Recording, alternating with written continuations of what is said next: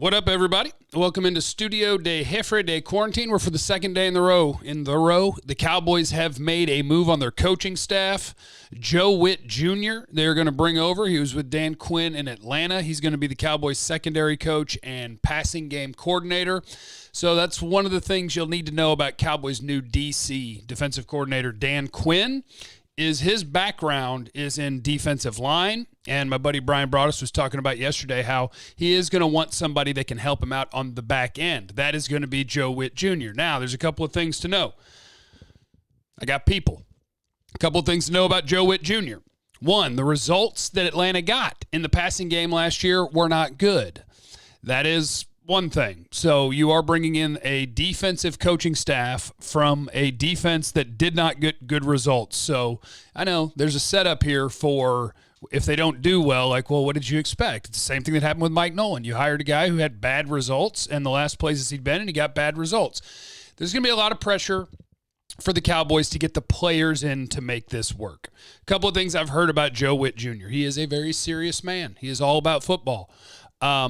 He likes to lean on his veterans. In Atlanta, they wish that they were able to develop and get some of their young guys on the field more, and that didn't happen. So that would be on Joe Whitt Jr. Now, another thing that I worry about, and this is going to be Mike McCarthy, Dan Quinn, and Joe Whitt, because Whitt is now new here. Quinn is now new here. Mike McCarthy was new here last year. To me, the best thing that happened in the entire offseason last year is they had a good draft. Why did they have a good draft? I believe it's because the coaches were out of it. It was you let the scouts scout and you picked your players. And so you ended up with the best player that you could find in the first round, the best player on the board in the second round who should have a bright future. And just as the draft went on, Biotish and Galmore, whatever, you had a really good draft. And I think it was because the coaches weren't very involved. You know, a lot of coaches consider themselves evaluators, and a lot of coaches aren't great at it. So that's going to be one of the things to keep an eye on in this offseason, which it's hard to keep an eye on when we don't really know what goes on in the building necessarily. But how involved are the coaches, and how much are they trying to push for guys that they want as opposed to letting the scouts? Scouts know what you want to do defensively. They know. So they're going to find you the right players. We don't need coaches' opinions. And I think that was the best thing that happened to the Cowboys last year because they had a new coaching staff. So now Mike McCarthy in year 2 and this defensive coaching staff, how vocal are they in trying to evaluate players and influence the guys that you bring onto the team? Because you don't need that. The Cowboys have good scouts that know what you want to do. Just leave them alone. The other thing I worry about this defensive staff a little bit going in is I worry that the base defense they run is not the future of the NFL. It's not fair to compare the Cowboys to the Rams. I'm going to grant that before I even do it, and then I'm going to do it. Because they have the best corner in football and the best defensive lineman in football, right? They have Aaron Donald, they have Jalen Ramsey. It makes life a lot easier. But I've been doing some really cool reading lately about some of the things that the Rams do schematically. They're the best in the league at not allowing big plays in the passing game, which is what leads to points the most often. So that's awesome. And they're not bad against the run. They're decent against the run. And how do they do it? They play two deep safeties. Not all the time. Not all the time at all. But they have an understanding of what's going on in the NFL these days, and the understanding of what's going on in the NFL these days is that offenses are more and more and more and more and more. You can line up however you want, and we can see it. And now what play we're going to run is based on what this looks like, right? There's more RPOs, the run-pass option, where you can fake a ball and then, oh, yeah, we did. We called a run play, but, boo, you gave me an opportunity to throw it. So what teams like the Rams are going to do, and Vic Fangio does this in Denver, is they're going to line up to invite you through the look we're giving you. I'm inviting you to run the ball. And what I'm lined up in isn't necessarily what we're doing, but I'm inviting you to run the ball.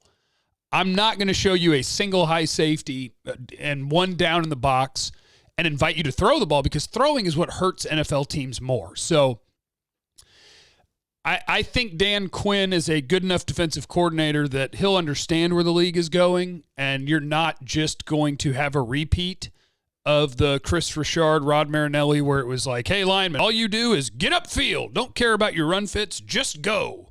And in the secondary, we're going to just have a single high, so we'll get hit for some big plays. I don't think they'll do that, but the base defense that you think of with Dan Quinn, it's not the same as Rod Marinelli where it's just upfield, upfield, upfield, upfield. Dan Quinn defenses are play the run on the way to the quarterback. So it won't be as aggressively just shooting gaps. But I worry that the base, where you have one deep safety and one down safety, is inviting teams to do the wrong thing. So there you go. Joe Whitt Jr. will be the passing game coordinator. Dan Quinn will be the defensive coordinator. That'll be the Cowboys' biggest pieces of their defensive coaching staff. And there you have it. Now stay out of the scouts' way and let them do their job and just coach them up, guys. That's what you need to happen. Other thing I wanted to hit today is Pro Football Focus came out with their top 100 big board for the NFL draft now that the college football season is over. And I just want to run down what is around number 10 to see, and this is based on their rankings, not mine. And, you know, these are some of the places I'll look when I'm doing my draft work is let me see Dane Brugler's list. Let me see Pro Football Focus. You start somewhere and work your way down, and then you put them in your own order. But they think along the same lines that I do in a lot of ways, where the positional value seems like it's cooked into their board because their top three, Trevor Lawrence, Zach Wilson, Justin Fields, quarterback. Penei Sewell is fourth, Oregon offensive tackle. Jamar Chase is fifth. Micah Parsons is sixth. Jalen Waddle and Devontae Smith are 7 and 8. So that's three receivers in the top 8. Kyle Pitts is 9, the Florida tight end. Trey Lance, North Dakota State quarterback, is 10. So when you look at this, what are we seeing? 4 quarterbacks, 3 receivers, a tight end, an offensive tackle, and 1 linebacker. To them, 9 of the best players in this draft in the top 10 are offensive players. And that's what I think is going to happen to the Cowboys when they get on the clock, is it's very possible the best player available could be an offensive player. Kwity Paye, the defensive end from Michigan, they have as 11. Rashawn Slater, Northwestern offensive tackle, 12. Caleb Farley, corner, Virginia Tech, 13. Gregory Rousseau at 14. Miami Edge, don't do it. Please, Cowboys, don't do that. And 15, Christian Barmore, Alabama D tackle. They got him moving all the way up to 15 based on the strength of how he played in the 2 playoff games. So those are the names that'll be in the mix at number 10. They have Patrick Surtain, by the way, at 17, if you're wondering where the Alabama corner is. Those are the names that you need to know for the Cowboys picking at number 10. Surtain and Farley, maybe Christian Barmore. That high? Whew, that's a little high for me, but you know, if you're talking about things the Cowboys need, then the names are probably Surtain, Farley, Barmore, and depending what happens on the offensive line and how they feel about the health of their offensive line, think about those offensive linemen. So that's Pro Football Focus. You can see their whole top 100 over there on their website. All right, let's bang through some mailbag. Let's see. Savage is saying, so essentially Dallas going back to a super simple basic defense that bends but doesn't break and gets like 8 turnovers in a season. And they're talking about bringing back Chris Richard, who coached cornerbacks to not look for the ball. So if we draft a highly talented cornerback, it'll be Mo Claiborne 2.0 because the scheme will ruin the players. I will tell you, interestingly, another thing that I heard about Joe Whitt Jr. is he is big on having corners that can really run. Like vertical, thinks having vertical speed on the outside is a big part of stopping the pass game.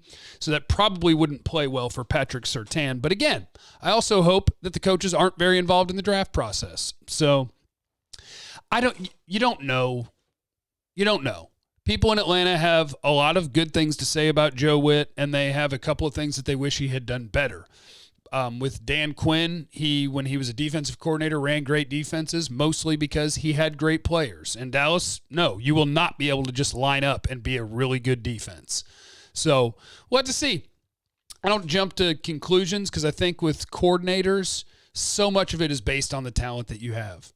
And so if you're expecting the Cowboys to be a top 10 defense because of Dan Quinn and Joe Whitt Jr., I got bad news for you. It ain't going to happen.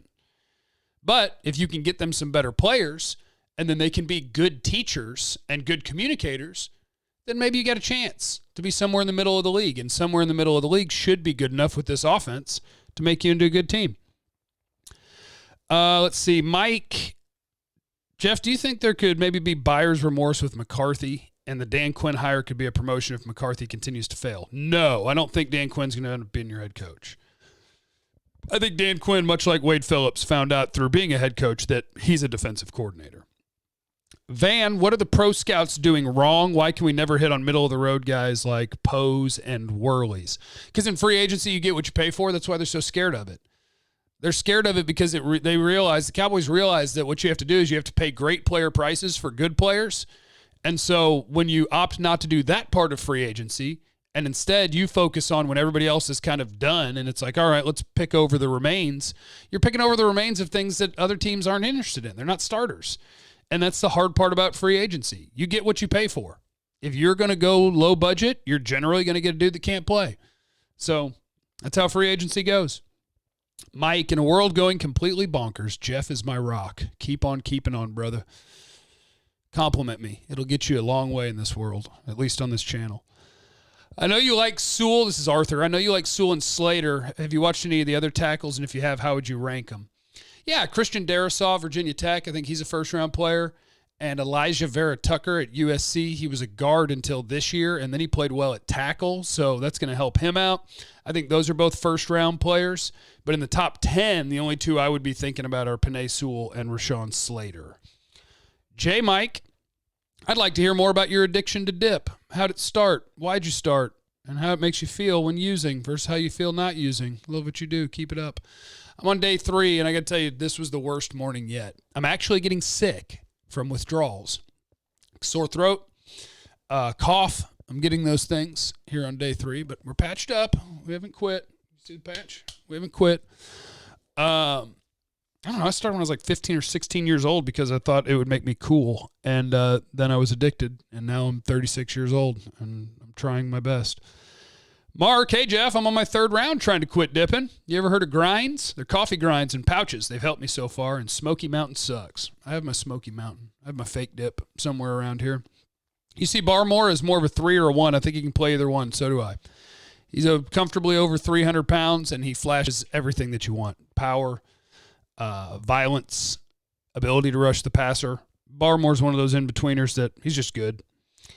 Calvin quit smoking cigars 2 months ago. Took him about that long to finally stop finding excuses to sneak in a puff here or there. You can do it. I'm trying. Hang tough. After 16 years of dipping, I quit. This is Ricky because of a cancer scare. You can do it. Good luck. The Lunatic, great content as always. What percenters are we at? I think we're still 22 percenters. It might have gone down to 21 because if you add subscribers on YouTube, but then they don't click the bell to turn on the notifications, I think our number might have dropped, and that's tough.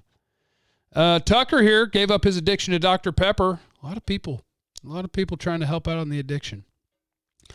Johnny, Jeff, say what up to CD for us and keep up the good stuff. On the next mock, because you had a few players you're considering at each spot, and talk about why you didn't draft them. Great job. Awesome job quitting. It's tough, but nothing's easy. Maybe fill the void with more driving range sessions. I got to get on the range. Armando, if we don't get a good DB in the first 2 rounds, do you think it would end up killing us? Maybe not killing. I mean, think about Atlanta. Keanu Neal was a Falcon. They had him on that team. They may bring – I don't know if you want to bring him over, though, because Donovan Wilson's cheap, and both of them are kind of a down safety. So, yes, this team needs help in the secondary for sure. They need help.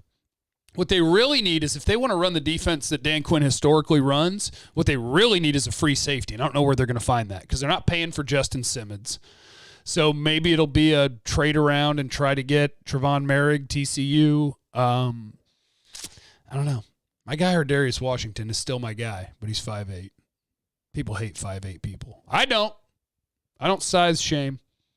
Hey, Jeff, should we change back? This is from Jin Young. Should we switch back to a one-gap scheme and be +1 in the box so we can stop the run? That's probably what they're going to do, at least in terms of the bare bones of it. One-gap scheme. Each lineman will be responsible for a single gap, and you'll be +1 when you bring the safety down. And I don't like it that much because it makes you more susceptible to the passing game. But if you run it well, you know. All right, leave in the comments what you want to talk about tomorrow. Please mash the thumbs up button. Mash that like button at youtube.com/Jeff Kavanaugh.